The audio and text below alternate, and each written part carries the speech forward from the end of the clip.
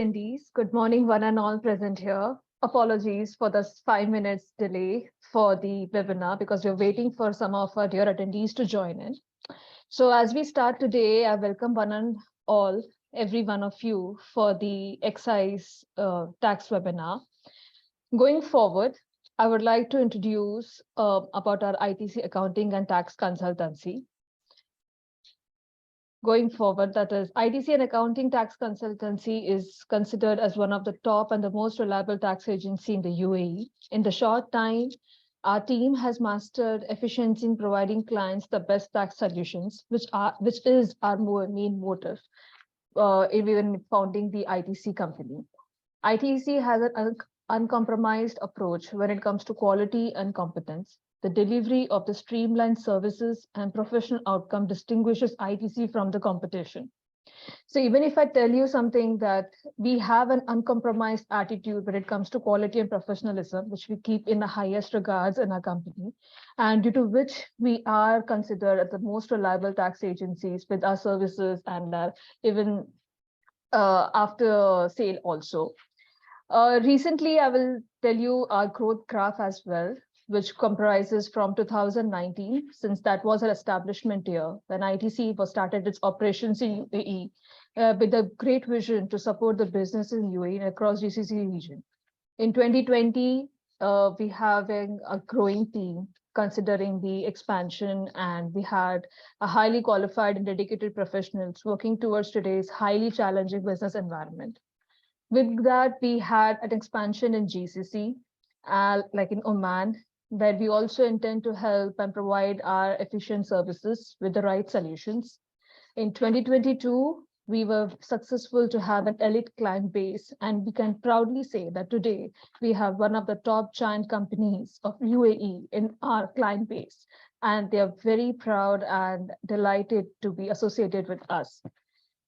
Then the next step was in 2023. That was our landmark, where we again had a great expansion, and we had an Abu Dhabi office established there.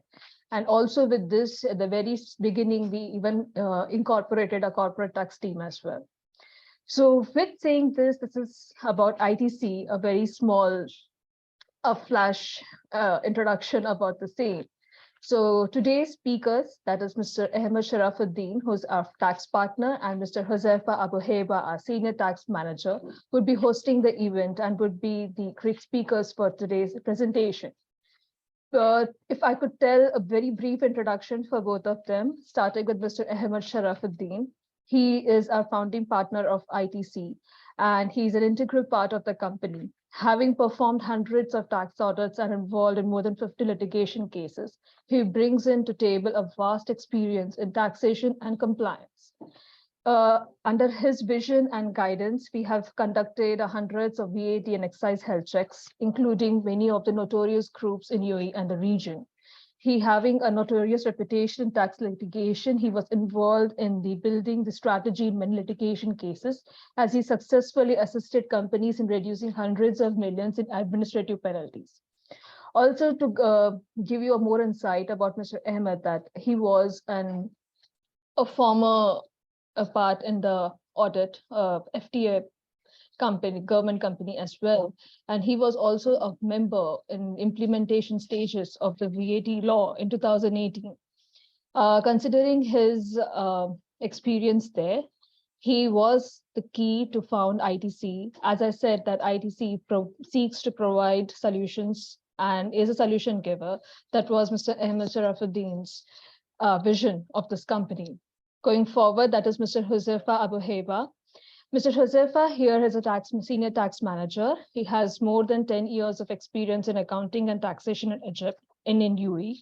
He's an expert in indirect tax with working experience in different industries. In the last 5 years, he has helped UAE clients to prepare and file the tax returns, refunds, and reach the highest level of tax compliance. He has proven his experience in tax litigation cases and could help many companies to reduce and waive their penalties. He's also a registered tax agent with Federal Tax Authority, and he's an efficient person with a high accuracy with an ability in solving tax complex issues.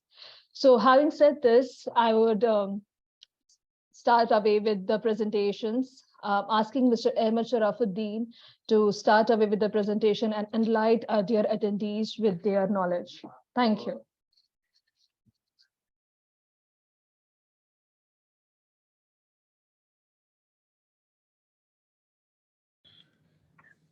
Hello, good morning, everyone. Thank you, Nikita, for the great presentation. And welcome everyone to our webinar, which we are trying to make on a more regular basis, so we can actually elaborate and actually try to enlighten the people about the taxes over here in UAE. So one of the important things that we are going to speak about today is the designated zone. The designated zone for the purposes of the excise tax. We have seen recently, or even since the start of the taxation over here in UAE, most of the cases or most of the big problems that's happening for the companies, it's happening because of the corporate tax, mostly. The designated zone also last year was a hot topic, as there was no, let's say there was no procedures, no clear procedures for how and when it will be suspended, when it will be like expired and so on. So with the changes that the FTA has been trying to do lately in terms of changing some of the litigation, some of the regulations, and issuing more guidance and more guidance for the people to follow and to keep going on the right track, the FTA has published newly public clarification for the designated zones. Okay, the main purpose of making the public clarification is actually to try to educate the people and try to put the guidelines that everyone should follow from now going on, so there will not be any confusion anymore. So in the beginning, what is the designated zone for the purposes of the excise tax? The designated zone is any fenced area that you are willing to keep and store excise goods in it. The designated zone, it's a concept that it is well known over here and also in the other mature jurisdictions, that it is a big relief for the people, though, so they can bring whatever they want as an excise goods and they keep it inside the designated zone and they don't have to pay the excise tax. So let's start with the introduction of the public clarification that the FTA has made. So the FTA has released the public clarification that provides the procedures for the warehouse keepers to renew the registration of their excise designated zones in the UAE for 12 months. So the clarification requires the warehouse keeper to review the expiration dates of the designated zone and submit the renewal application. It's also for more compliance. Warehouse keepers may benefit from reduced requirements, and the public clarification was published on August 31 of 2022.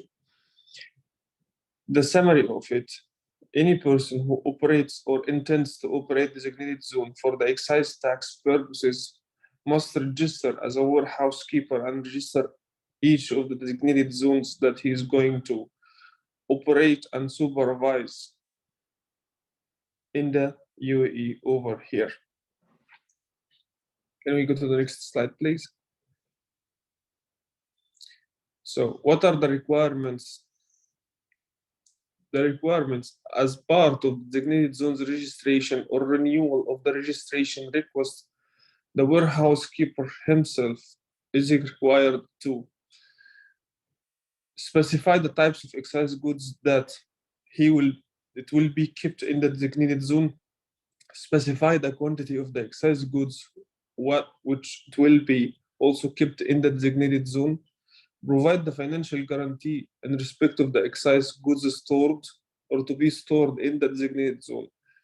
Provide proof that adequate physical security measures in respect of the designated zone were implemented.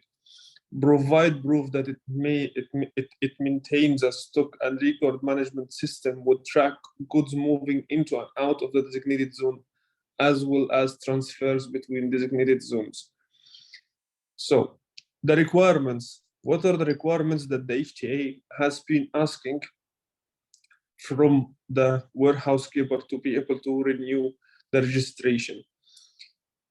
The FTA was providing some sort of Excel sheets that you will have to fill it to write in it. If you are renewing your designated zone, you will be filling what are the excess goods that you have been holding in the designated zone and the quantity and so on.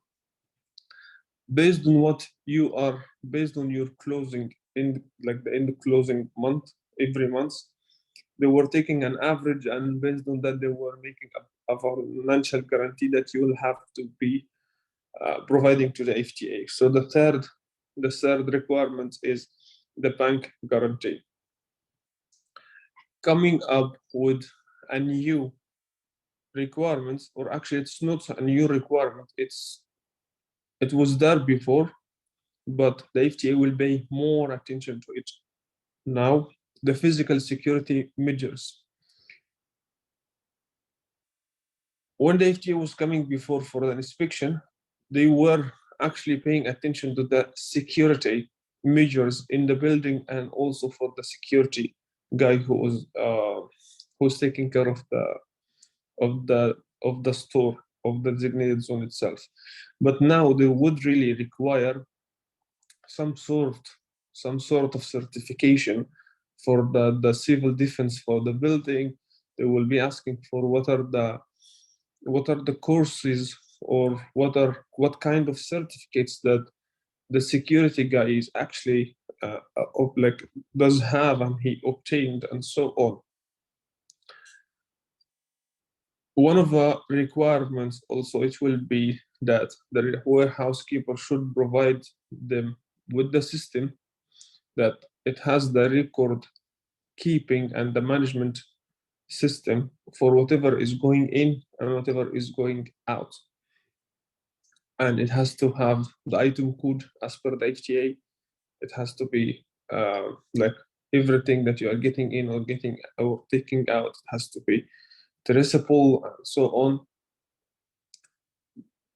So we will have to provide them a proof that you are working on, like the system that you are using, it actually fulfills the requirements of giving them the proof of whatever is going out of the designated zone and whatever is going inside the designated zone. And it has to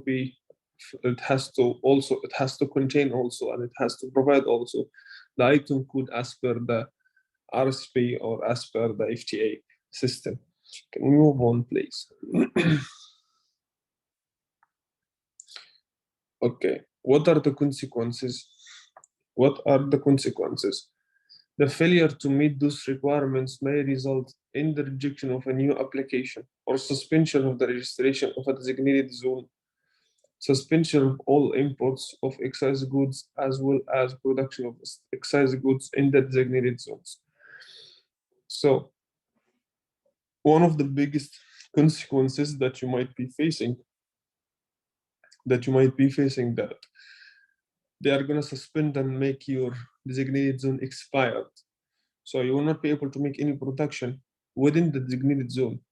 Even if you are importing from outside, you cannot keep those goods in the designated zone unless you are willing to pay the excise tax for it. So you will have to be looking for another designated zone to store your goods in, and you cannot make any production in an expired designated zone. The designated zone registration is valid for 12 months and must be renewed before the expiry of this period. As we were speaking earlier, that the registration for a designated zone, it's only valid for 12 months and it has to be renewed. When it has to be renewed, it has to be renewed minimum 20 days before the expiry date. What if we will not be able to make or submit the renewal? Then the designated zone itself, it will be first suspended for 20 days, and if we are not going to go and try to renew it, it will be expired. It will be expired and we will not be able to do any kind of transaction under it. If the warehouse keeper fails to renew designated zone registration before the end of the 12 months, the designated zone registration statute will become suspended, and after that, with 20 working days, it shall be expired. If the warehouse keeper is requested to provide a financial guarantee, or if requested to provide an updated financial guarantee, this financial guarantee should be provided within 20 working days. Regardless if it is a new designated zone or it is a renewal, whenever the FTA will be coming up with the financial guarantee, you have only 40 business days, 40 working days to provide the FTA with the financial bank guarantee letter. Failure to do so within the prescribed time limit will result either a rejection of the application of the for the registration or suspension and the expiry of a designated zone that has been registered before. Can we move, please, to the next slide? The statute of the designated zone. The registration of a designated zone can become suspended or expired if the requirements that we have clarified before are not compliant, or if the renewal application is not submitted on time or not submitted at all. So the statute of the designated zone, it's a very important and critical point that we should always be looking at. So if a company obtains a designated zone, they have to work on the renewal of it way before the FTA actually make the statute of the designated zone suspended. And as we were saying, within 20 working days, the designated zone statute shall be expired, and that will prevent us from making any imports or making any production within the designated zone. Not that as well, but even if we are having any excise goods in the designated zone, it's not a designated zone anymore, so it shall be considered that it has been released for free circulation, or you can just simply try to move it out and put it in another designated zone, store it in another designated zone. Can we go to the next slide, please? So that's what I was speaking about. The statute of the designated zone during the suspension period following shall apply. All imports of goods into the designated zone shall be suspended. All production of excise goods within the designated zone shall be suspended. All transfers from designated zones shall be suspended as well. Following the end of suspension period, the designated zone registration can expire, and all excise goods in the designated zone will be then considered released for free circulation, and excise tax should be accounted for in respect of those goods. So that's what I was speaking about when I was saying that if the designated zone will get suspended, it will prevent us from making any import, any movement between two designated zones, or basically any kind of transaction for the excess taxes will not be available, and the designated zone itself, it will be treated as if it does not exist. And if we are having any goods in it, it will be consider that it has been released for free circulation, and we will have to be paying tax on that. Can we move to the next slide? Okay, that's one of the major changes that the FTA has come up with. Quantity of excise goods in a designated zone. At the time of registering a designated zone, the applicant must provide the FTA with the average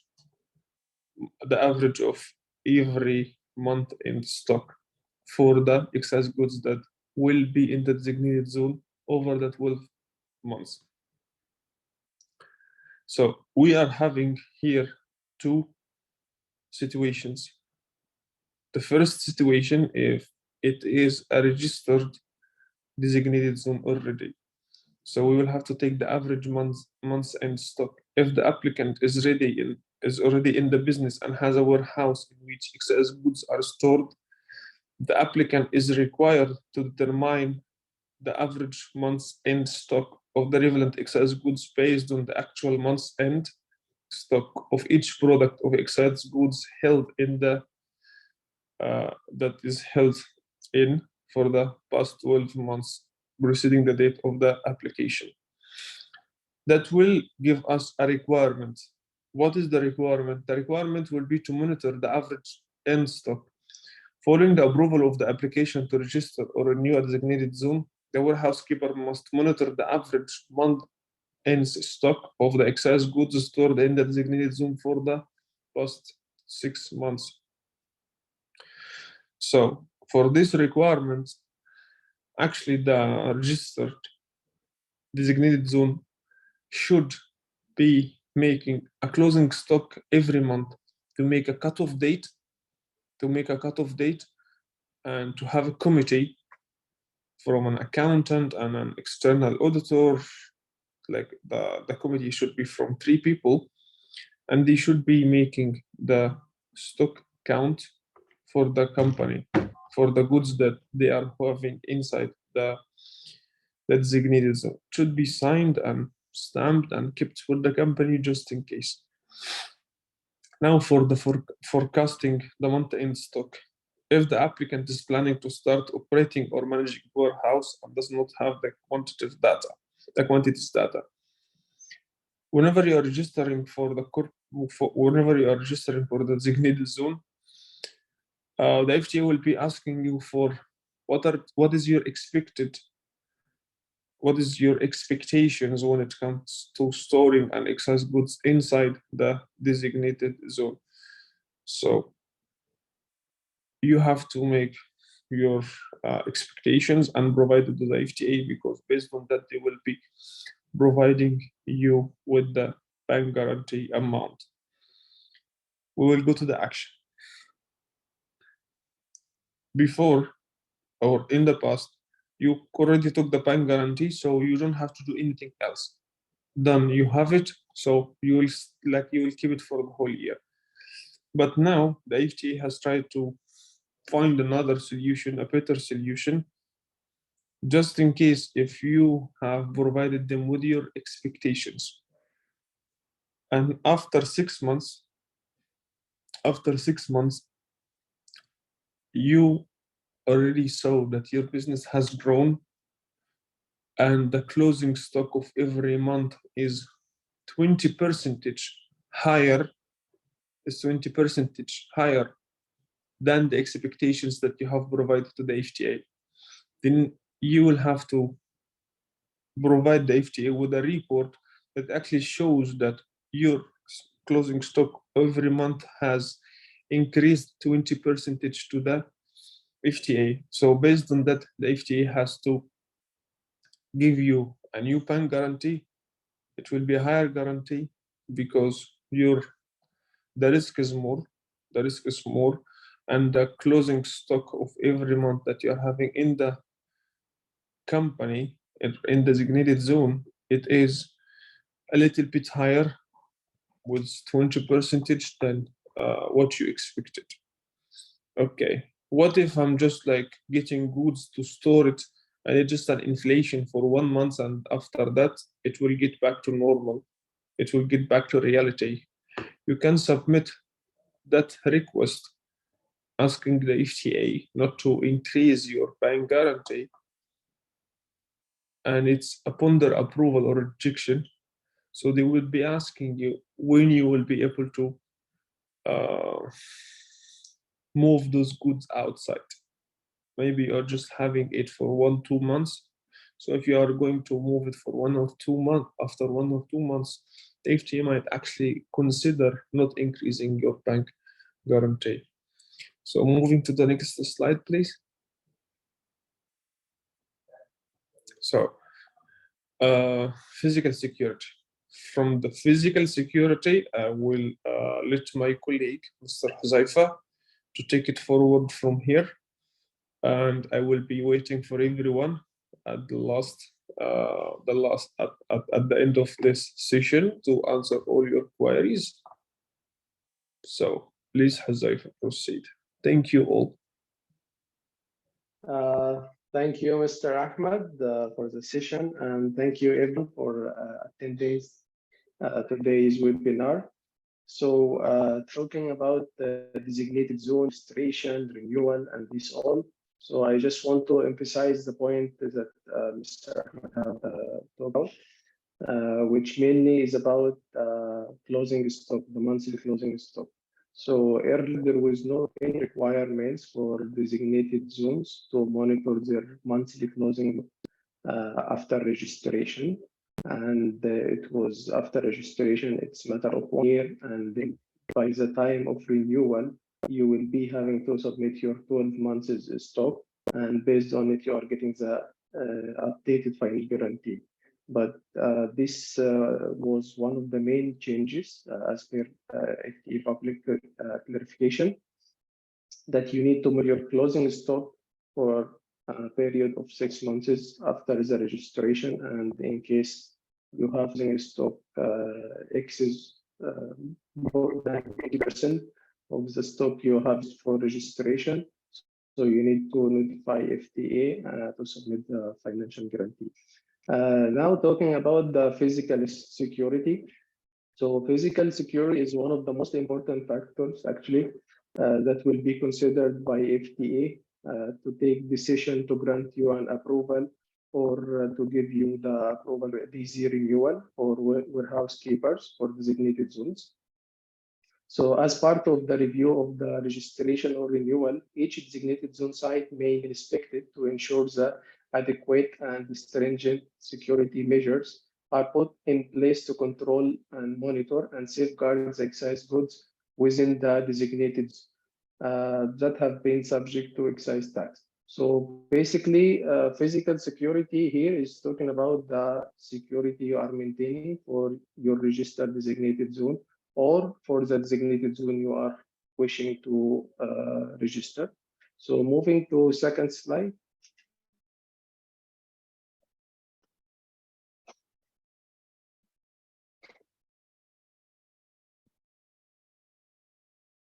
So for the application of designated zones, the applicant is required to provide sufficient evidence to prove which of the following physical security criteria are met. So here we will be discussing what is the physical security criteria that each designated zone need to consider. First one is the physical site has sufficient space to store at least the average month's end holding stock reflected in the registration form. So the space you are intended to register as a designated zone, it should be matching with the stock you have mentioned in your sheets, which you provided to FTA. As it doesn't make sense that you are mentioning like huge quantities and at the same time space is small or such thing. And second point, the premises allow for excise goods to be stored in separate identifiable locations that are clearly marked. So this is again to ensure that you have enough space to store your products and you can mark each items like category wise. You can mark it should be identifiable. Number three, the entrance and external doors of the premises are of solid material and fitted with the appropriate locking systems such as keypad code locks or electronic locks. So this is like emphasizing that the entrance and the doors of the premises should be from solid material, and it should have lock, either electronic or keypad code lock. If separate fried doors are constructed, all access through the fried doors are monitored with CCTV cameras.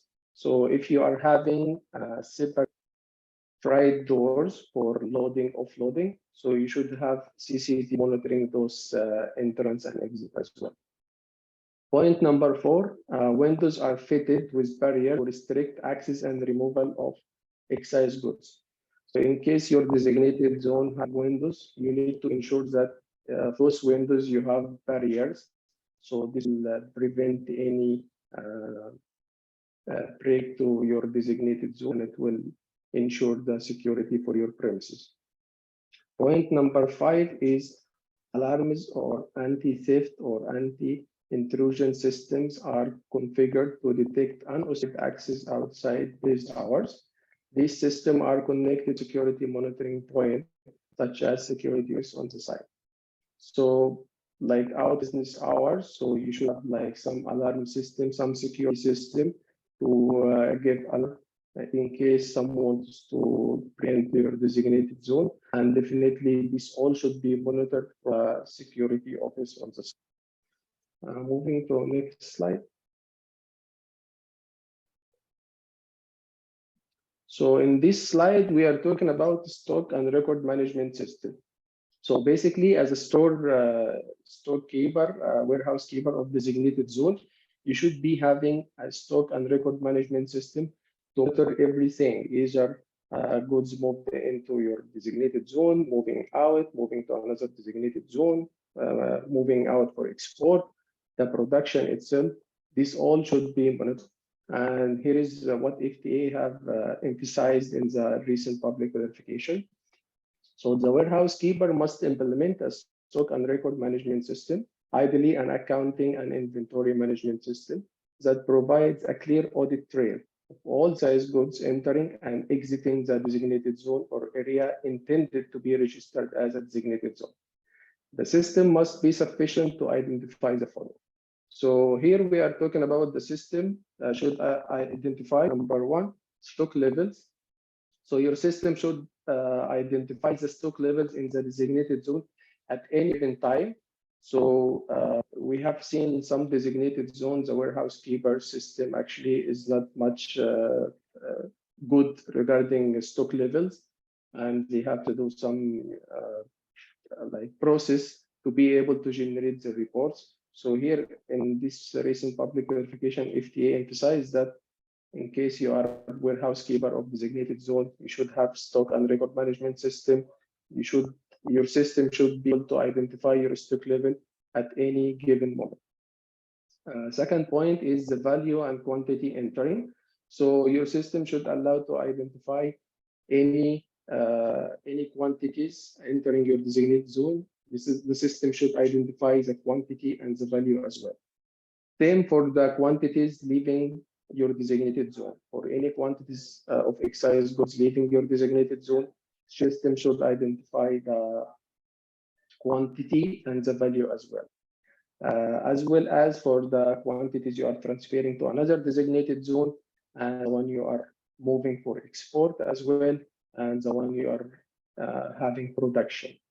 Production is very important because actually not all software supporting the production process, which making many warehouse keepers mess up with this. So now this is like an alert for warehouse keepers to try to implement better stock management system to manage their production inside their designated zones.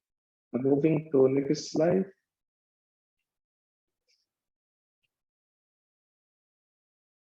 Okay, now talking about the renewal of designated zones.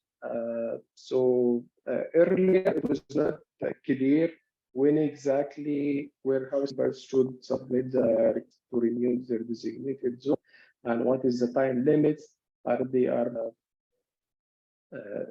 designated zone gets expired or suspended, or when we have to submit the request. in this public version, if he has addressed this point. So warehouse keepers can register a designated zone for 12 months, which is 1 year. This means that every 2 months, the warehouse keeper must apply to renew the registration of the relevant designated zone. So your designated zone will be valid for 12 months, and every month you have to submit a request for renewal. The renewal form will be available on the Emara tax form to be completed and submitted at least 20 business days before the date on which the designated zone registration period expires. So now they put the time limit when you can submit the renewal request for your designated zone, which will be 20 business days prior to expiration. Numbers here, if the warehouse keeper fails to complete and submit the relevant renewal application within the period, the designated zone registration status will become suspended for 20 business days, and the suspension implication as outlined previously will apply. So here you will be having 3 days before the expiration, before the end of 12 months for designated zone to submit renewal request. In case you didn't submit your designated zone after 12 months, it will be suspended for 20 business days. If the warehouse keeper still fails to meet and submit the relevant renewal application within the suspension period, the designated zone will be expired. So in case that 20 business days suspension gone and you still didn't submit renewal application, the designated zone will be expired. And if the warehouse keeper intend to operate the expired designated zone, the warehouse keeper will be required to submit a new application to register the designated zone that expired due to the renewal. So now with 20 days prior to end of 12 months from the designated zone, we need to submit for renewal, and we will be having 20 business days before the expiration as suspension, and we'll be having 40 days to submit the financial guarantee. Sorry for the technical issue. Yes. So now back to the state. So can we move to the next slide, please? Yeah, so now move to financial guarantee. So basically for designated zone registration or submitting the renewal, once you satisfy all the requirement from security requirement, physical security requirement, and the system and everything, you will go to the step of financial guarantee. So financial guarantee, the applicant has 40 business days to provide the financial guarantee, which is required to be renewed every 12 months, subject to successful renewal of the registration of the designated zone. So once you are getting like pre-approval for your designated zone, you will be having 40 business days to submit your financial guarantee. Number 2, for the rejection, if the applicant fails to provide the financial guarantee within 40 business days, the registration application will be rejected.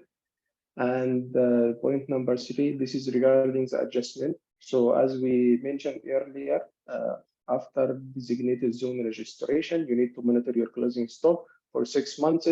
And if your closing stock, the average of closing stock for 6 months is more than 20% of the stock you used when you register your designated zone, you will be having to notify FTA, and they will give you update for your financial guarantee, and you need to do adjustment for it. So the timelines, actually, the warehouse keeper will need to submit the updated financial guarantee within 40 business days in order to maintain the designated zone registration status. So again, in case you are doing amendment to your financial guarantee, you have to complete it within 40 days as well. For the suspension, so following the end of this suspension period, if no update financial guarantee was submitted, the designated zone registration will expire, and all excise goods in the designated zone will be considered to be released for consumption, and excise tax should be accounted for in respect of these goods. So this mainly was about the financial guarantee. Moving to next slide. So now we reached to our last part for Q&A. So in case you have any questions, and Mr. Ahmed might join me for this Q&A.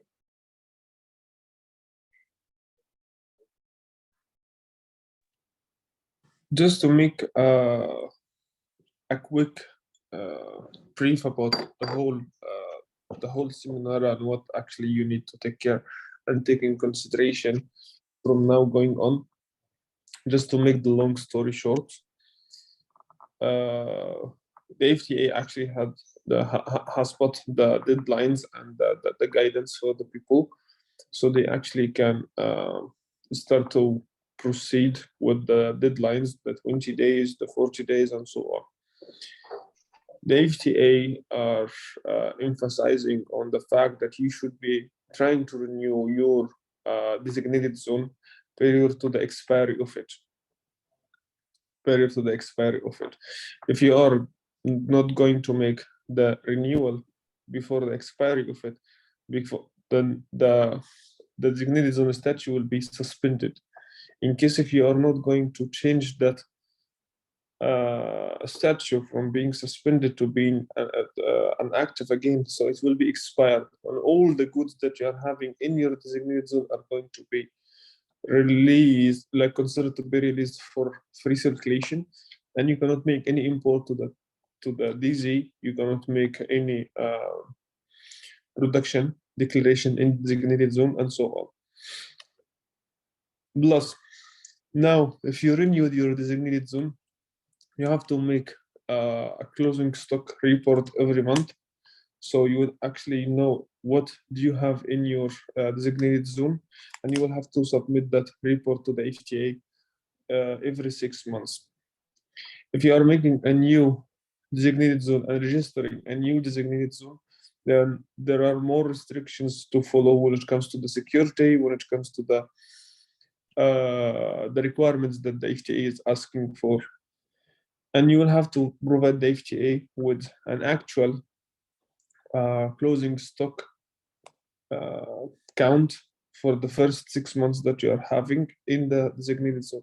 If it is more than 20%, if it's more 20 with 20% than what you have expected, then that should be reported to the FTA, and the financial guarantee has to be recalculated.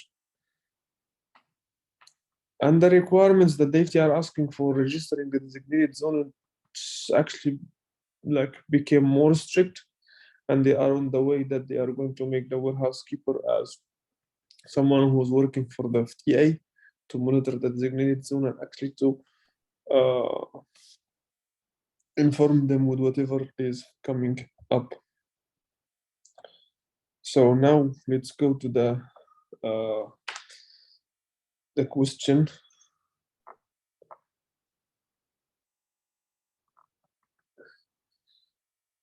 Ahmed, do we need external audit stock report monthly for existing DZ, or we can make it internally? You have the option of both, to have it from an external auditor, and also you can make it internally, but it will be preferably that in the committee there should be someone from outside the company, and the people that they are from the company, they should be from different departments as an audit committee for the stock counting. Will be any change in the Emira tax portal? The portal is too slow. Excise reportings have been too slow. I do believe that the Emira tax portal is quite good, at least better than the e-service, the old e-service. You just have to manage yourself and try to make your declarations before the end of the month, because at the end of the month everyone else is trying to do the same, so of course you will face some difficulties.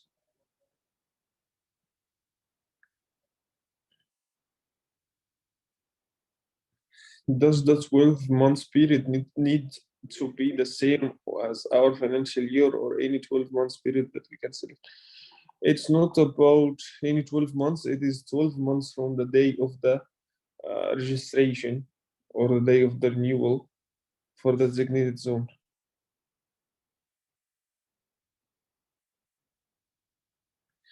If somebody has 31 December 2023 renewal date, when should they ideally apply for the renewal?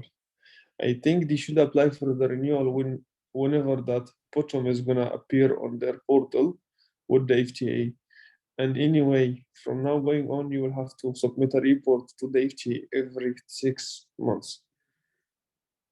Okay, you know exactly when the FTA will be answering you, how long they will take, so you can plan when exactly you should start applying for the renewal. But for us, we are making it in the company before 20 working days of the expiration. If there is any time limit to report the increase of the stock level, there is no time limit for the reporting the increase of the stock level, because again, you will have to be reporting to the FTA every 6 months. So you will have to report to them every 6 months. So if there is any change or any increase, you will be basically reporting in it every 6 months to the FTA.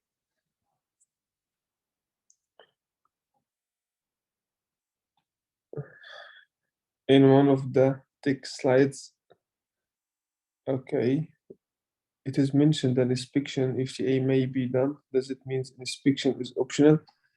So, Ms. Ghada, the inspection it's not an option. It is a mandatory, and it will be more strict, and because the FTA has came up with more restrictions for the people to follow.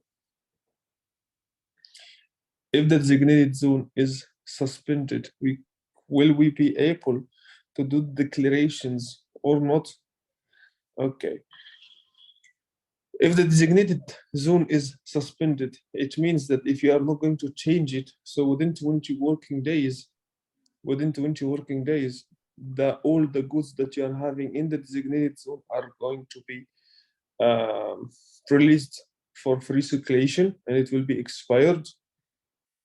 And like whenever it is expired, all the goods that you are having in the designated zone will be considered as released for free circulation, and you will not be able to make any import declaration into the designated zone. You will not be able to make any production declaration in the designated zone.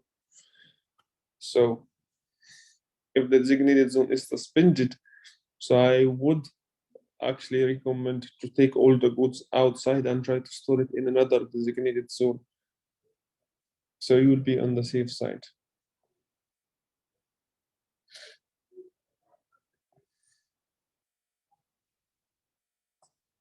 If we are a company registered in a designated zone, it doesn't mean we are an automatic warehouse keeper, right? If we are a company registered in a designated zone, I do believe that you are speaking about the designated zone for the purposes of the VAT. You mean like a free zone or something like that? Because I don't believe that you have registered, like, from what I understand, that you didn't register a designated zone for your company. Because whenever you are registering a designated zone for the purposes of the excise tax, you are registering as well a warehouse keeper with it.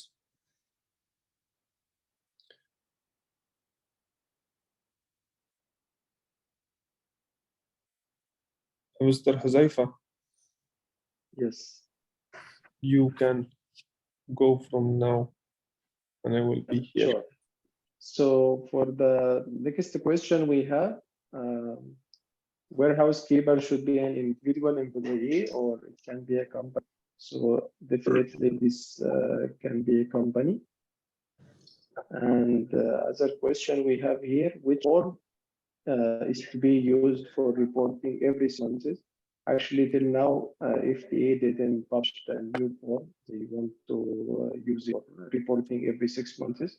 But basically, it will be similar to the other form we use for 12 months as well.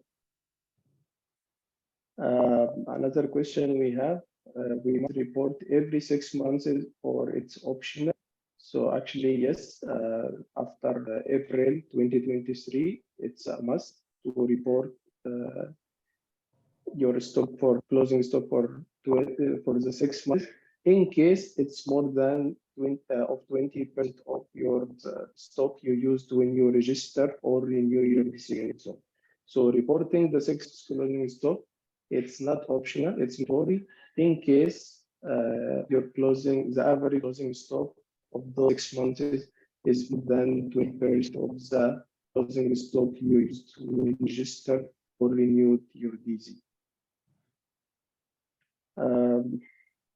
Other question we have, normally we are getting email from FDA for renewal of DZ from now onwards. Does the renewal form will be automatically available on DZ? Actually, FDA mentioned in the public clarification that the renewal process, submitting the financial guarantee, it will be available on our tax portal. We expect that, as usual, FDA will be sending emails to taxpayers and notifying them of the renewals. But in the public clarification, they mentioned it will be available on Imara Tax. So if you are a warehouse keeper, you should keep an eye on your designated zone to monitor the renewal time. The next question we have, if average stock level is reduced after 6 months, then can we request FDA to reduce the bank guarantee amount? In case your stock level is reduced after 6 months, there's no criteria to submit request to FDA to reduce your financial guarantee. So most of probably you will be waiting for the renewal time, and by submitting your stock for 12 months, which is lower than the stock you used in the first time for registration. So basically, they will give you less financial guarantee. Another question, the bank guarantee is 40 days to be presented, whereas the renewal is 20 days before expiry. When exactly the bank guarantee should be presented? Okay, so regarding this point, basically, you are required to submit a renewal request before 20 days of the expiry of designated zone. After you submit the request, FDA will be pre-approving your request and giving you the financial guarantee you need to submit. So you are required to submit the financial guarantee within 40 working days. So 40 working days, this is from getting the financial guarantee information from FDA.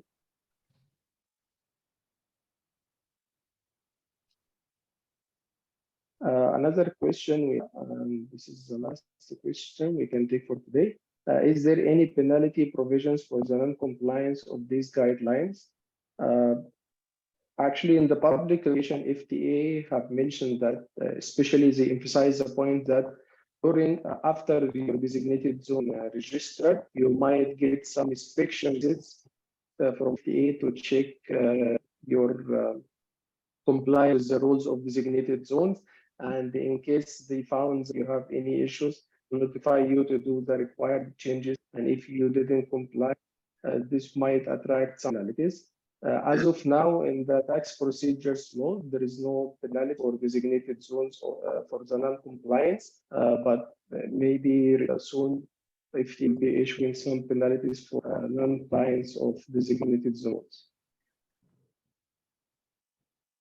So I hope we could answer most of the questions today, and so sorry we couldn't answer the questions, but for the questions was not answered, we will be answering it privately. So, Mr. Ahmed, thank you, everyone. Thank you everyone for attending today. And I would really appreciate if you can like request for a meeting, a one-to-one meeting. So you can actually come to know more and to have more clarity on that specific matter, as I really see it as a way from the FTA to put more restrictions and put the people in more compliance situation. And I would like to hear from you, all of you back. Thank you so much and have a nice day, and waiting for you in the upcoming next webinars or seminars. Ramadan Kareem, and I wish you all a happy holy month.